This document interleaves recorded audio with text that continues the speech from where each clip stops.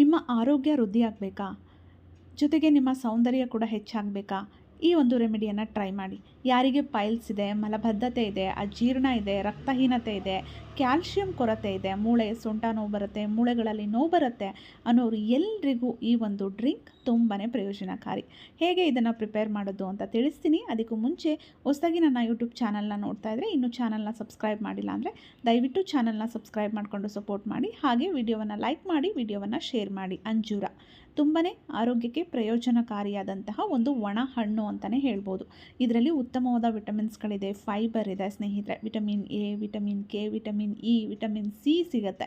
ಅದರಿಂದ ನಮ್ಮ ಸ್ಕಿನ್ನು ಮತ್ತು ಕೂದಲಿನ ಆರೋಗ್ಯಕ್ಕೂ ತುಂಬಾ ಒಳ್ಳೆಯದು. ಯಾರಿಗೆ ರಕ್ತಹೀನತೆ ಇದೆ, ಅದರಲ್ಲೂ ಮಹಿಳೆಯರು ಇದನ್ನು ಸೇವಿಸಲೇಬೇಕು ಅಂತ ಹೇಳ್ತೀನಿ. ಯಾಕೆ ಅಂದರೆ ಮಹಿಳೆಯರಿಗೆ ಸಾಮಾನ್ಯವಾಗಿ ರಕ್ತಹೀನತೆ ಉಂಟಾಗ್ತಿರುತ್ತೆ. ಅವ್ರಿಗೆ ದೇಹಕ್ಕೆ ಶಕ್ತಿ ಅಗತ್ಯವಾಗಿ ಬೇಕಾಗತ್ತೆ.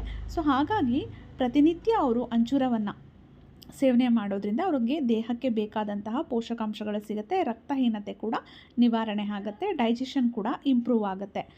ತುಂಬ ಜನ ಮಹಿಳೆಯರಿಗೆ ಪೀರಿಯಡ್ಸಲ್ಲಿ ಪ್ರಾಬ್ಲಮ್ ಇರುತ್ತೆ, ಇರ್ರೆಗ್ಯುಲರ್ ಪೀರಿಯಡ್ಸು, ಹೆವಿ ಬ್ಲೀಡಿಂಗು, ಅಂಥವರು ಇದನ್ನು ರೆಗ್ಯುಲರಾಗಿ ಸೇವನೆ ಮಾಡಿ. ನೋಡಿ, 3 ಅಂಜೂರವನ್ನು ರಾತ್ರಿ ಪೂರ್ತಿ ಅದನ್ನು ನೀರಲ್ಲಿ ನೆನೆಸಿದ್ದೀನಿ. ಫಸ್ಟು ತೊಳೆದ್ಬಿಟ್ಟು ನೀಟಾಗೆ, ಆಮೇಲೆ ನೀರನ್ನು ಹಾಕಿ ಅದನ್ನು ರಾತ್ರಿ ಪೂರ್ತಿ ನೆನೆಸಬೇಕು. ನೋಡಿ, ಈಗ ಅಂಜೂರ ಚೆನ್ನಾಗಿ ನೆಂದಿದೆ. ಆ ನೀರನ್ನು ಕೂಡ ನಾವು ಬಿಸಾಡೋ ಹಾಗಿಲ್ಲ, ಅದರಲ್ಲೂ ಕೂಡ ಉತ್ತಮವಾದ ಪೋಷಕಾಂಶಗಳಿರುತ್ತೆ. ತುಂಬ ಜನಕ್ಕೆ ಹಾಲು ಇಷ್ಟ ಆಗೋದಿಲ್ಲ, ಅಂಥವರು ನೋಡಿ ಈ ನೀರನ್ನು ಹಾಗೆ ಕುಡಿದು ಅಂಜೂರವನ್ನು ಹಾಗೆ ಸೇವನೆ ಮಾಡಿದ್ರು ಕೂಡ ನಿಮಗೆ ಒಳ್ಳೆಯದು. ಯಾರಿಗೆ ರಕ್ತಹೀನತೆ ಇರುತ್ತೋ ಅವರು ಈ ಥರ ಸೇವನೆ ಮಾಡಿ. ಯಾರಿಗೆ ಪೈಲ್ಸ್, ಮಲಬದ್ಧತೆ, ಸರಿಯಾಗಿ ಡೈಜೆಷನ್ ಆಗ್ತಿಲ್ಲ, ಅಥವಾ ಸ್ಕಿನ್ ಚೆನ್ನಾಗಾಗಬೇಕು ಅಂತೆಲ್ಲ ಇರುತ್ತೆ ನೋಡಿ, ಕೂದಲು ಚೆನ್ನಾಗಿ ಬೆಳಿಬೇಕು, ಅಥವಾ ಕ್ಯಾಲ್ಶಿಯಂ ಕೊರತೆ ಇದೆ, ಅಂಥವರು ಹಾಲಲ್ಲಿ ಹಾಕಿ ಸೇವನೆ ಮಾಡಿ.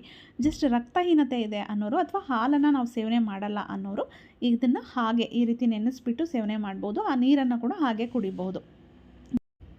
ಈಗ ಒಂದು ಪಾತ್ರೆಗೆ 1 ಲೋಟದಷ್ಟು ಹಾಲನ್ನು ಹಾಕ್ಕೊಳ್ತಾ ಇದ್ದೀನಿ. ನಂತರ ಈ ಅಂಜೂರವನ್ನು ಕೂಡ ಹಾಕ್ಕೊಳ್ತಾ ಇದ್ದೀನಿ. ಪೈಲ್ಸ್ ಸಮಸ್ಯೆ ಇರೋರು ಇದನ್ನು ಟ್ರೈ ಮಾಡಿ, ಖಂಡಿತ ಒಳ್ಳೆಯ ರಿಸಲ್ಟ್ ಸಿಗುತ್ತೆ. 1 ವಾರ ಸೇವನೆ ಮಾಡಿ ನೋಡಿ, ಪೈಲ್ಸ್, ಮಲಬದ್ಧತೆ ನಿವಾರಣೆ ಆಗುತ್ತೆ. ನಿಮ್ಗೆ ಯಾವಾಗ ಅವಶ್ಯಕತೆ ಇದೆಯೋ ಆವಾಗ ಇದನ್ನು ಸೇವನೆ ಮಾಡ್ಬೋದು.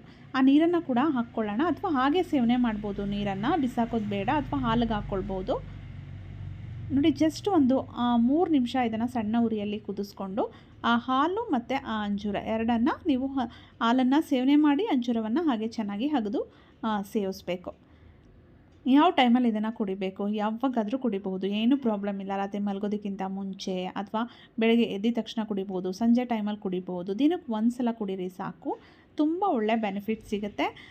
ಮೂಳೆಗಳು ಸ್ಟ್ರಾಂಗ್ ಆಗುತ್ತೆ. ಕೆಲವರು ನಮ್ಮ ಬೋನ್ಸು ತುಂಬ ವೀಕ್ ಇದೆ ಅಂತ ಹೇಳ್ತಿರ್ತಾರೆ, ಅಂಥವ್ರಿಗೂ ಕೂಡ ತುಂಬಾ ಒಳ್ಳೆಯದು. ಮಕ್ಕಳಿಗೆ ಕೊಟ್ಟರೆ ಅವ್ರಿಗೂ ಕೂಡ ಇದರಲ್ಲಿ ಉತ್ತಮವಾದ ಕ್ಯಾಲ್ಶಿಯಂ ಸಿಗುತ್ತೆ, ಉತ್ತಮವಾದ ವಿಟಮಿನ್ಸ್ಗಳು ಸಿಗುತ್ತೆ, ಆ್ಯಂಟಿ ಆಕ್ಸಿಡೆಂಟ್ಗಳು ಸಿಗುತ್ತೆ. ಅದರಿಂದ ಅವರ ಒಂದು ಕಂಪ್ಲೀಟ್ ಹೆಲ್ತ್ಗೆ ಇದು ತುಂಬಾ ಪ್ರಯೋಜನಕಾರಿ. ರಕ್ತಹೀನತೆ ಇರೋರು ಹಾಲಲ್ಲಿ ಮಿಕ್ಸ್ ಮಾಡಿ ಸೇವನೆ ಮಾಡೋದು ಬೇಡ.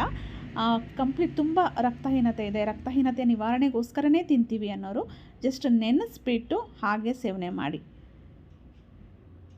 ಸ್ನೇಹಿತರೆ, ಈ ವಿಡಿಯೋದಲ್ಲಿ ತಿಳಿಸಿರುವಂಥ ಮಾಹಿತಿ ನಿಮಗೆ ಇಷ್ಟ ಆಗಿದೆ ಅಂದ್ಕೊಂಡಿದ್ದೀನಿ. ಈ ವಿಡಿಯೋ ಇಷ್ಟ ಆಗಿದರೆ ವಿಡಿಯೋವನ್ನು ಲೈಕ್ ಮಾಡಿ, ಶೇರ್ ಮಾಡಿ. ಅನಿಸಿಕೆ, ಅಭಿಪ್ರಾಯಗಳನ್ನು ದಯವಿಟ್ಟು ಕಮೆಂಟ್ ಬಾಕ್ಸಲ್ಲಿ ಕಮೆಂಟ್ ಮಾಡಿ ತಿಳಿಸಿ. ನನ್ನ ಚಾನಲಲ್ಲಿ ಇದೇ ರೀತಿಯ ಸಾಕಷ್ಟು ಯೂಸ್ಫುಲ್ ವೀಡಿಯೋಸ್ಗಳಿದೆ. ಫ್ರೀ ಇದ್ದಾಗ ನೋಡಿ, ಸಪೋರ್ಟ್ ಮಾಡಿ. ಮತ್ತೆ ಒಂದು ಒಳ್ಳೆ ವಿಡಿಯೋ ಜೊತೆ ಮತ್ತೆ ನಿಮ್ಮನ್ನು ಭೇಟಿ ಆಗ್ತೀನಿ. Thank you.